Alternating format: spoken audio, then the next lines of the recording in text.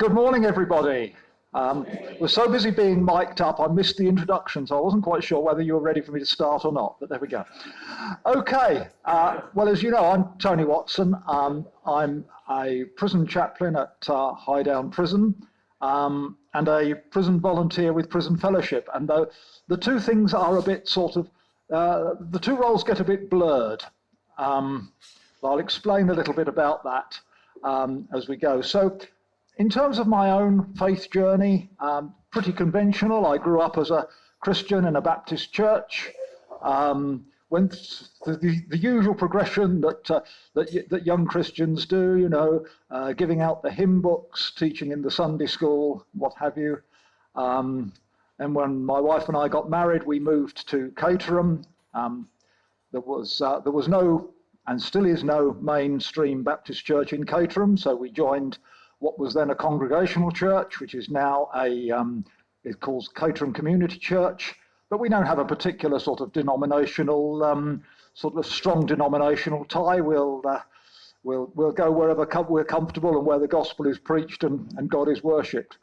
My journey into getting involved in prison is also an unconventional one. I spent most of my working life as a civil servant in the Home Office and then latterly in the Ministry of Justice, and largely because of the accident of the way the civil service moves people around, almost to make you jack of all trades and master of none, I ended up in the prison service. And one of the things I was involved in there was responding to the annual reports from the Inspectorate, from the Board of Visitors, as it used to be called, the Independent Monitoring Board, which James was subsequently a member of the IMB at High Down. But I realized quite quickly doing that, as I was commenting on and advising on policies and practices in prison, that actually all this sort of wonderful policy ideas were great, but what really was going to make a difference to people's lives was people having time for interaction with prisoners. So many offenders come from dysfunctional families. They lack good role models. That doesn't excuse what they've done, but it is a reason for it. One of the sayings, you know, that one of the quotes that I hear a lot is, you know, there are reasons why we are the way we are, and there are excuses why we stay that way. And I could just see the value of role models, of having time.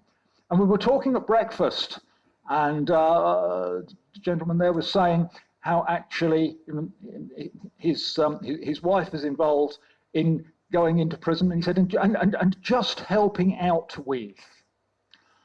And just helping out with is actually, you know, you want to take the word just out of that, because helping out with is the really big thing. And it's not, it's less important what you're helping out with, whether it's art or a chapel service or whatever.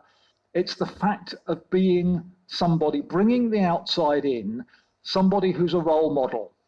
And many male prisoners, their grannies are really important to them. And, you know, if their granny should be ill, or sadly if their granny should die, for many of them that is actually the biggest disaster. It's even worse than their mum or their dad for a lot of them. Granny is really important. And I have seen incredible influence of people, of the granny figure. You know, somebody who'll just chat to them. Somebody with a bit of steel as well. You know, not a pushover. And we have one of the things that we do is we run a course called the Sycamore Tree course. You might have heard of it. It's called the Sycamore Tree course because it's based around the story of Zacchaeus. And it looks at the effects of crime. We say Zacchaeus was somebody, he was committing a crime. He was cheating people, and you sometimes have to pull the prisoners up and say, no, it wasn't being a tax collector that was the crime. It was the fact he was cheating people. But here, he was cheating people, and we imagine, if we were living at that time, how people would have been affected by that. What would have been the effect of that crime on the community and on his victims? And then we look at, as you know in the story, at the end, after he's met Jesus, he makes amends. He gives things back. And we say, how can we make amends? How can we in some way put things right? And we do this course, and we have a team of volunteers from Prison Fellowship who work in small groups with the prisoners. And on one course about 5 years ago, the lovely old lady, called Thelma. Thelma's in her 80s. And the prisoners all love Thelma. They think she's like their granny. But, you know, Thelma has that steely look. They try and put one past her. I've never heard Thelma raise her voice, but she tells them. And we had a guy on that course called Graham. And Graham was a traveller. He's still serving his sentence at the moment, but he was a traveller. He was in for nicking agricultural machinery. And he came and he sat through the first session of the course. And he said, I can't do this because I can't do the homework. I can't read and write well enough. I can't do it. And Thelma was his group facilitator. And he said, come on, love, you can. Come on, dear. And Graham stayed through the course.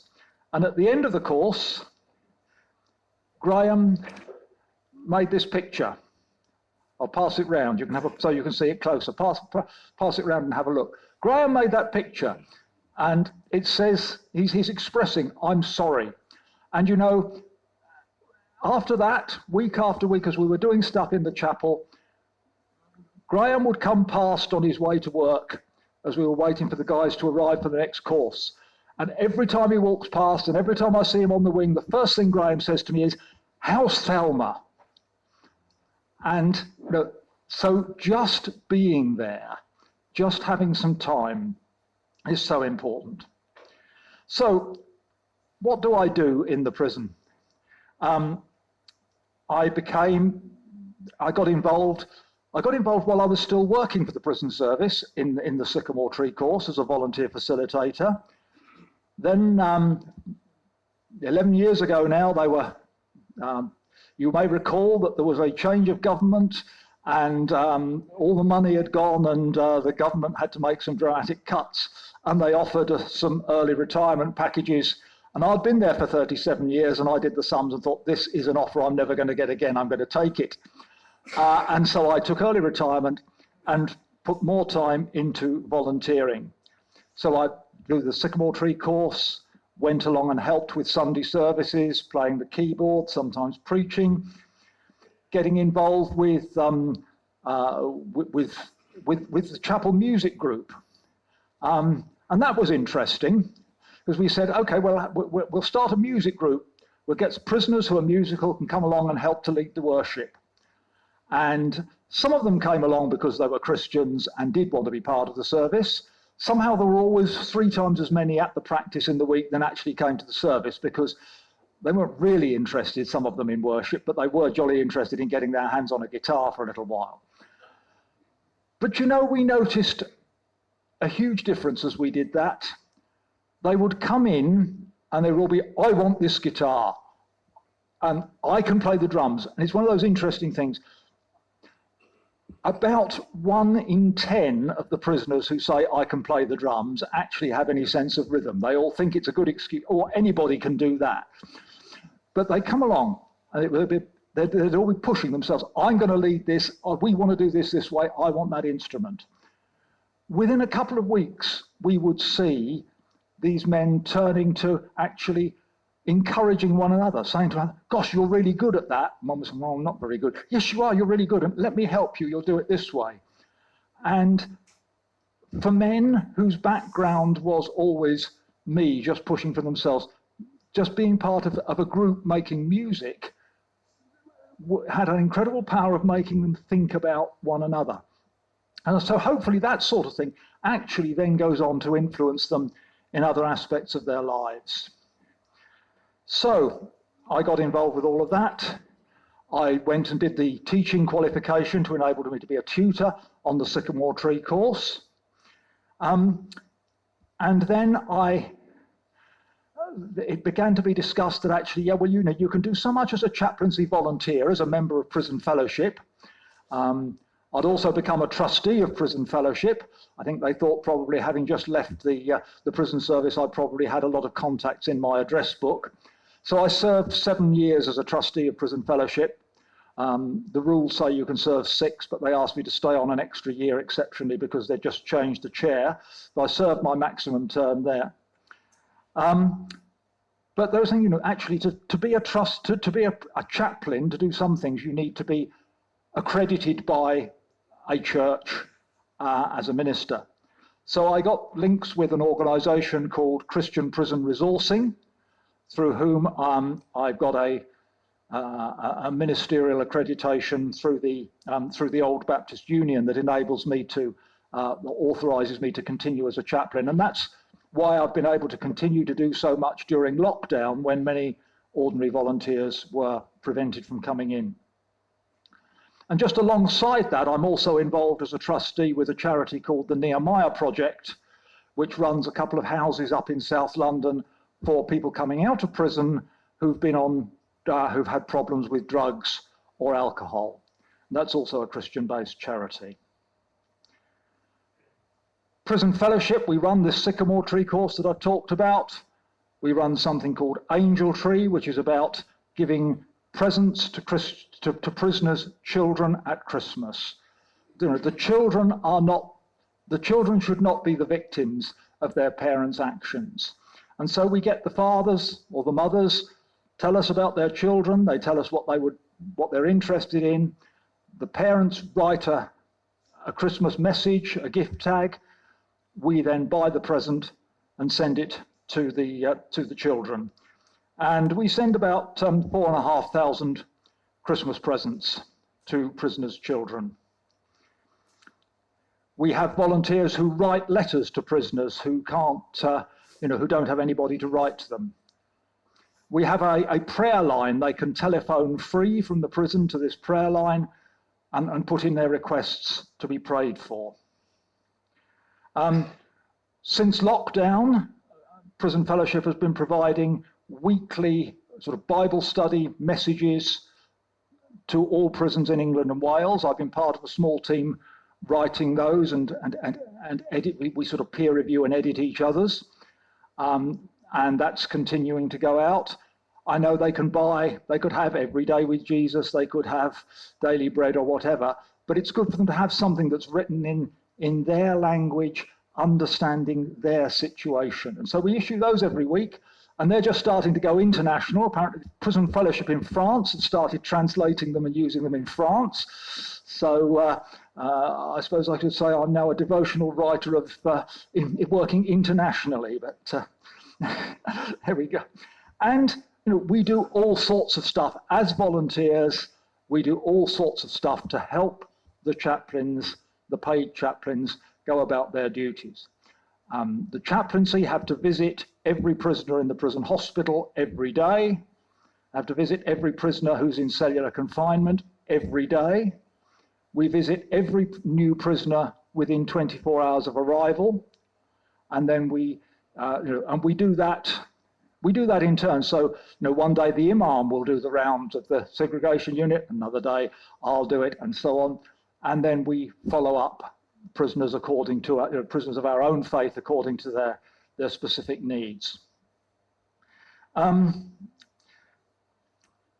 think the role modeling, the having time, is just so important. Getting alongside the guys, talking to them. I was just talking to a couple of people at breakfast about one guy who came into our prison probably about 6 months ago on transfer from another prison. And one of the other chaplains said, I think he could do with a chat. He was sort of told me he didn't want to talk about God, but he was very emotional. I thought, no, this guy's, he'd been there before. I know him, he was a Christian. The last time he was here anyway, he declared he was a Christian. So I went to see him. And he'd had a particular diagnosis of a psychological condition. He felt condemned, he felt abandoned. He felt very guilty about the way he'd treated his family. He decided that he'd been so bad that God didn't have any time for him, and he was in his cell, very depressed, thinking of taking his own life. And he said to me, well, you can come and see me if you want to, but don't talk about God. So I respected that and went to see him. And after about a month, he said to me one day, when you come, you always bring God. I said, well, we haven't talked about God because you asked me not to. No, but you always bring him, he said. And that man now, I said to him, after another couple of weeks, I said to him, now, when I first came, you said, don't pray. Yeah, you can now, he said. And I still see him, and we pray every week. Now, that guy, he's got problems. He's got a personality disorder, and that doesn't just, you can't just click your fingers and make it go. But he had been given that diagnosis and no help to cope with that news. And now, actually, there's now a constant stream of people coming to his cell because they know he can help them. They like him listening to them. They like to hear what he's got to say to them. And I find it hard to get 15 minutes peace and quiet with him in his cell now because there's so many other prisoners wanting to come and talk to him. God can transform, and it's just, and that was just by being there, just being there. So that is so important. And people cynically tell me that prisons are full of people who are innocent, or at least they all claim that they're innocent. That's actually not my experience. I think when you get alongside them, many of them actually feel they don't feel innocent, they feel guilty. And they want hope. And one of my favorite verses to use with the prisoners is Jeremiah 29:11. I know the plans I have for you, says the Lord, plans to give you hope and a future. And so much of what we do is not about condemnation, but it's about potential. And just being there, it's not even necessarily about preaching the gospel, but it's about being people of faith in amongst the prisoners.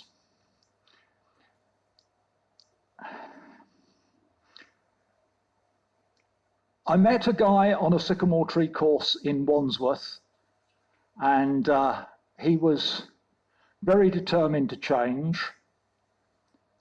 It didn't work that well for him at that time, but he's gone away. He went away thinking about the course, and although he reoffended once, sometimes getting out of a pattern of offending is a journey. You can't just turn it straight off, but maybe actually somebody offending but not offending quite so badly the next time is a success because it's a start on the journey. And finally, I bumped into this guy again a year or so ago at the Nehemiah Project house. He'd come out of prison, he'd successfully gone through rehabilitation, he was off drugs, he was graduating from the course there, and he was celebrating with the fact that actually at his graduation, his son, who he had not had any relationship with for about 10 years, had come to his graduation. And so he was rebuilding his family. And, it's really a great encouragement and a great pleasure to be part of something like that. It's the individual stories, and God moves in mysterious ways. I was doing the rounds of the healthcare unit one day. I did the usual thing that we have to do in the healthcare unit, which is go into the office and say, right, anybody you need to warn me about? And they said, yeah, don't see the guy in number 12. Said, he'll probably spit at you, throw something at you. He's very unpredictable. Just say hello through the window because he's volatile. So I walked along. I got as far as cell number 11. I opened the flap and I talked to the guy in the cell. And he started saying, oh, yeah, it's all, he started some of this stuff about religions and all the rest of it. He said, it's not about religions, it's about the heart, isn't it? So I said, yes, it is. David said that in the Psalm, didn't he? Created me a clean heart, O God. Yeah, he said, I like that. Will you pray that for me now? So I prayed for this guy that God would create in him a clean heart. I turned away, I just looked at my list and said, hang on, according to my list, there's not anybody in this cell number 11. What's your name? And the name he gave me was the name of the prisoner who, according to their records, was in cell 12, who I shouldn't have spoken to because he was dangerous and unpredictable. But somehow the list was wrong. And so I'd opened the flap and I'd chatted to him, and he'd asked me to pray that God would create in him a clean heart. And after that, I would go down sometimes, and he'd be out of his cell, sitting in the corridor or sitting in the day room, and he left prison. He left prison to go to a Christian rehab. I haven't heard from him since, which is probably good news. I haven't seen him there again. But you know, God moves in mysterious ways, and we see this over and over again. I hope I've given you a bit of a flavour. I want to stop there because I know we're supposed to finish in about 10 minutes, and probably what's most important is to give you the opportunity to ask questions so that I can expand on the things that are of most interest to you. But I hope I've given you a bit of a flavour of what God's doing in prison at the moment, and I'm happy to take any questions. So. It's not actually a question, it's a statement. My wife and I like to go around visiting old churches. Yeah. One particular day, we went down to Church of Thorn in Sussex. Yeah. And lo and behold, we get to the door and it's locked. Oh, so we've come all this way for nothing. And then there's a chap come past with a wheelbarrow, bits and pieces on it. He said, "Can I help you?" We said, "Yes, we've come about 70 miles here, it's all locked." He said, "Wait, I'll let you in," he said. So out he pulled all his keys, and off with those lets us in, gives us a conducted tour of the church. I said, "What actually is your status?" He said, "I help with the church out. I'm from the prison next door." Yeah. So we went to the prison next door, wandering around with the keys for everything in the church. Yeah. Marvellous. Yeah. Yes, he had the keys, yeah. You mentioned the generation side of things, and the granny, and obviously we're all of a certain age, and probably grandparents, and we know the importance of the role of grandparents in a child's life. So why the generation jump? Why do you think grannies are of a greater significance than the parents? I think probably, and obviously, it's easy to generalise, but there are sadly a lot of prisoners who are actually the second generation offenders. And their families have been a bit dysfunctional. Their families have broken down. And actually, granny is the one who's been there for them in their childhood. A lot of them will tell you how they spent periods living with their granny because their own family broke down or whatever. So I think that's probably the main thing. And granny was the one who's had time for them through their life, who they feel has had time for them anyway. Yeah. Do we have any more questions? The Nehemiah charity, I think. Yes. Sort of the moving on once they're released from prison. Could you tell us a bit more about that? Because you get the feeling, don't you, from news reports that too many prisoners are just released from prison without that support structure around them.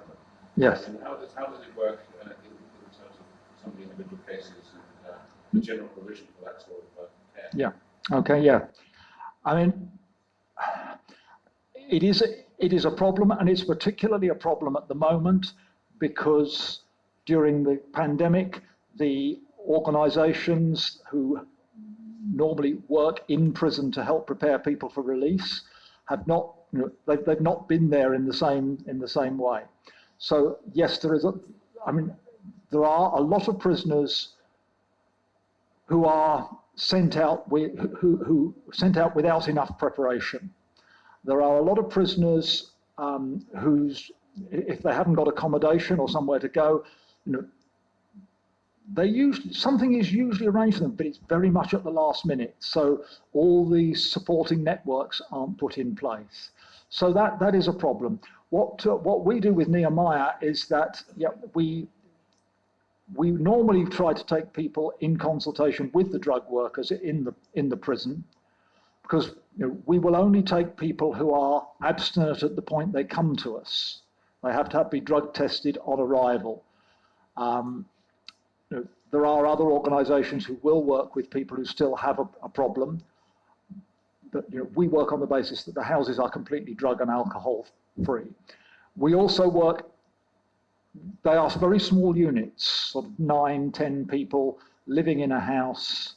They have key workers, they do programs, and their key workers will actually, from the moment they arrive, work with them to get their doctor's appointments, their benefits, everything else that they need. So the whole of their life is put in place.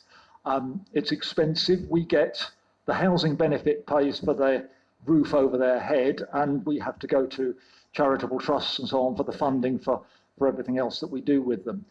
The other thing that we will do is, the time with starts with a 12-week program. It's a development of a 12-step program, the AA type of program, but it's developed. It's a development on top of that.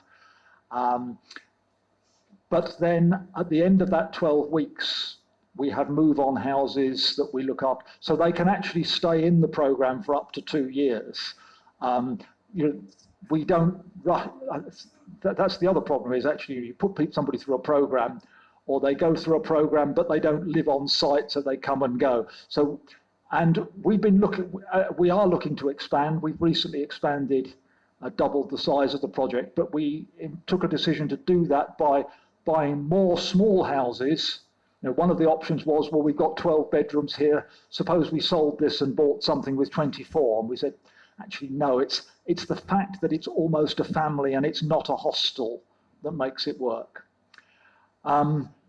Just linked to that is the role that faith communities can play in helping released prisoners. And there is now something, it's in early stages, but there's something called the Welcome Directory, which you can find online. It's managed overall by the Free Churches group of the prison chaplaincy, but it covers all faiths, mainly Christian entries in it at the moment, but it will cover churches and communities for other faiths who have volunteers who will go through a brief training course and will sign up and say, we are willing to receive people who come out of prison and to support them. Because obviously that raises issues for churches. You've got somebody coming in from prison, you don't necessarily, if they just turn up cold, you don't necessarily know, do they present a risk to children? Are they violent? Whatever. Through the Welcome Directory, the prison chaplaincy can actually contact the church or whoever, and actually prepare the way so that you know who's coming, you know what issues they raise, and you're prepared and briefed to work with them. So there is that is an opportunity as well to provide faith for a faith community to provide support for prisoners who want to, if they want to be Christian, we can put them in touch with a church who will actually help them and support them, mentor them a bit through their journey. I think my question was to do with lockdown. Yes. And the horrendous pressure that's put on prisoners and on prison staff. I know that prisoners were often locked up for very much longer periods of time than was previously the case. Do you see hope for the future now as we move forward? Will those other organisations be able to plug back in? Yes. I mean, it has been a very difficult time, as you say. Virtually, the first stage of lockdown, everything stopped. Prisoners were locked up for much of their time. Education stopped. Chapel services stopped. Work, the only work that has continued is obviously the prisoners who work in the kitchens, in dealing with the rubbish, in keeping the place clean. So that was very hard. Gradually, volunteers are coming back in. It's a bit sort of 2 steps forward and 1 step back at the moment with the way the infection rates are going. We had, in Highdown, we had our first services were our carol services this year. It was the first time that prisoners have been able to come to the chapel for services since the start of lockdown. And even then, we were limited to taking small groups from different parts of the prison so as not to mix them. Gradually, the organisations are getting back. I think there's a long way to go, and it is a concern. We restarted the Sycamore tree course in October, November. James was on the team. We got 4 weeks into a 6-week course, and one wing got put back into lockdown because the 2 guys who served the food to everybody had tested positive. So the whole wing got put back into lockdown, and then we had to repeat the last 2 sessions for them. So it is very fragile at the moment. I think, realistically, looking at the figures, we're probably we're a little way off getting back to completely normal. On the plus side, while we've not been, from a chaplaincy point of view, while we've not been doing the face-to-face stuff, the services and so on, we've been going round the wings, and all the prisoners are there, and the staff are in some ways less busy because they're not moving people around so much. So it's been much easier, whereas in the past perhaps we'd have to be talking through the flaps in the doors because they couldn't unlock this person at the moment. It's been much easier to say to an officer, any chance of a word with Billy? Oh yeah, and they'll open the door and Billy will come out or you'll go in. So there have been some incredibly good quality conversations during this period. Some incredible, I had one guy, just very quickly because I'm watching the clock, but one guy whose father died and he wasn't able to go to the funeral because of the because of the lockdown. He actually sat in his cell listening to the funeral. Oh, he was on the telephone to his sister who was in the funeral service with our mobile, and that's how he listened to his father's funeral. But he came to the chapel afterwards, and we had some prayers and lit a candle. And this is not really a textbook approach, but as I was talking with this guy afterwards, I thought, this guy actually is at that point that he wants to ask God into his life. So I didn't challenge him then and there, but about 3 days later I went to see him, shared the gospel with him. He asked God into his life, and he left prison completely with a different attitude, with optimism and hope that he'd never had before. So there have been those remarkable moments. The sad thing, of course, is that we've only been able to go to the 1s and 2s like that. We've not had 50 men in the chapel on a Sunday. So there's a lot who've kept their heads down who have missed out completely. And I really hope that it won't be too long before we get back to having them in the chapel on a Sunday for worship. James, thank you. Thank you, Tony. You opened the window for us. You showed us something very special goes on. Can you tell us a little bit more about chaplaincy, the different faiths that come together in working with the chaplains? Yeah, sure. I mean, the law is slightly outdated because the 2 people that the Prison Act requires a prison to have is a governor and a Church of England chaplain. So the Church of England have a peculiar legal status there, as they do in some other ways. But the chaplaincy is intended to cater to look after prisoners and staff of all faiths and none, and to be there for their pastoral care.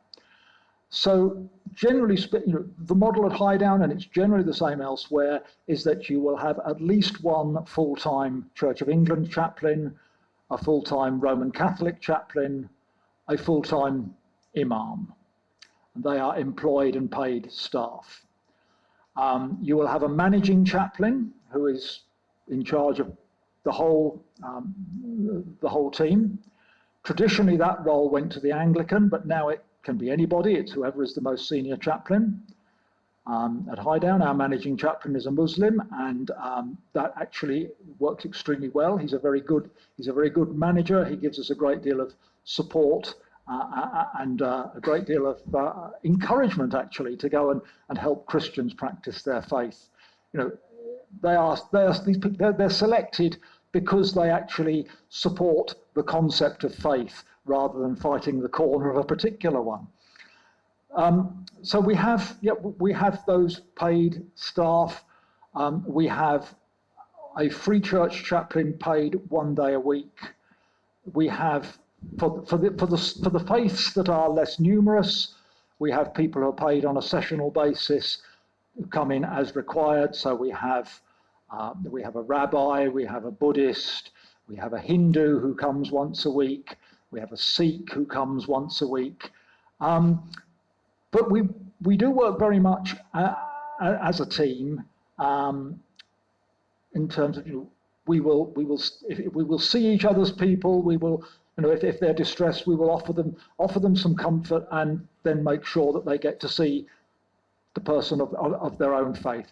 We are not allowed to proselytize. We're not allowed to try and convert people from other faiths to our own. But of course, as soon as somebody asks you a question, all bets are off, and you can answer the question and talk to them.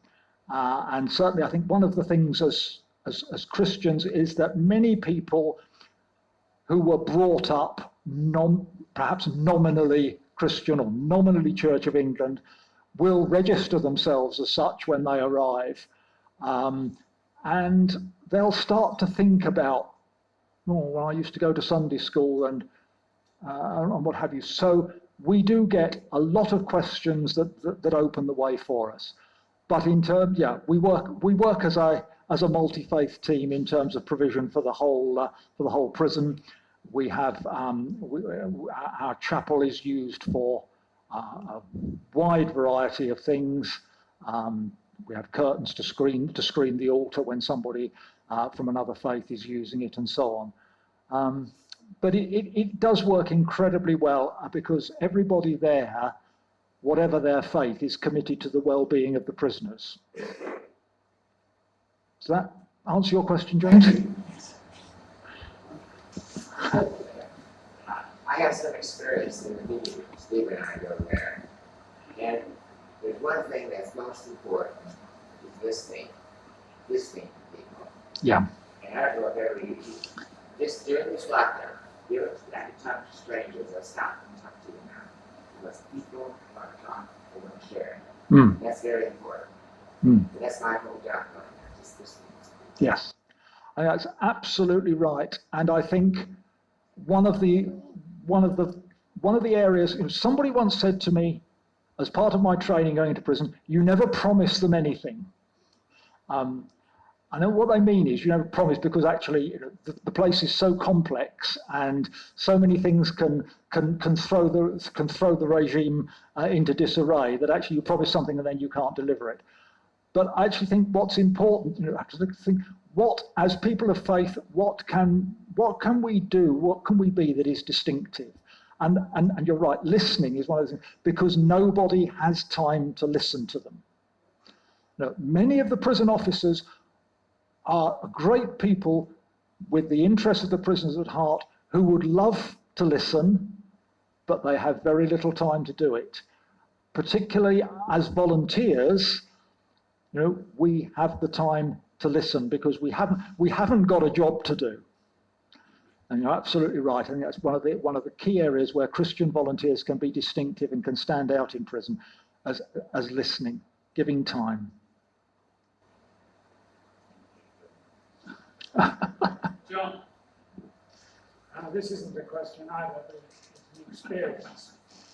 A great friend of mine went to prison for a historic sex offence 40 years after it occurred, and I went to visit him.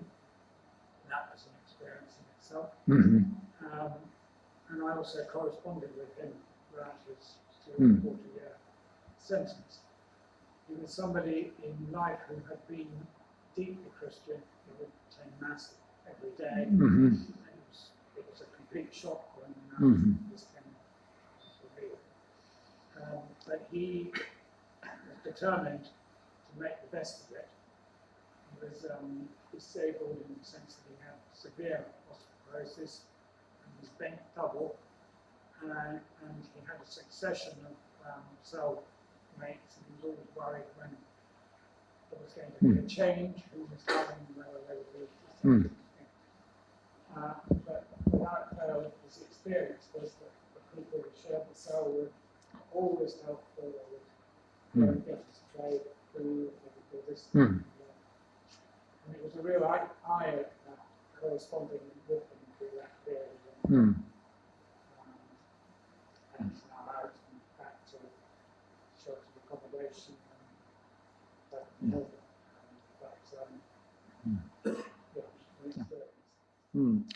There are prisoners who find it, there are prisoners who have problems in their relationships with one another. Most commonly that has to do with, that's in the area of the sort of the drug trade and what have you, where there is debt and there is history between, or where there is history between gangs. But you're right as well that there is actually an enormous amount of support between prisoners, and there are many prisoners who take on roles of peer supporters and there is a structure. There are prisoners who are given jobs as peer supporters because they are so good at it. They understand where each other's coming from, and they can be very supportive to one another. Okay. I think we're just about done on the question. Good. Tony, it forced me to say a word of thanks to you. And I'd like to thank you, first of all, for coming here today and speaking to me, and also for the very difficult job that you do on a daily basis. I think it must take a man of great compassion and faith to do something like this. You're working in a very dangerous environment, and you're working with damaged people. And I was very interested by Paul's question, actually. That was a question or an observation, it doesn't really matter, about listening. And I think that's something that I picked up while you were speaking, that you were not there to impose, but really to kind of listen and engage. And I'm sure you do that very well. And for the love and the hope of people, that's something. Gentlemen, could we have a round of applause? Thank you.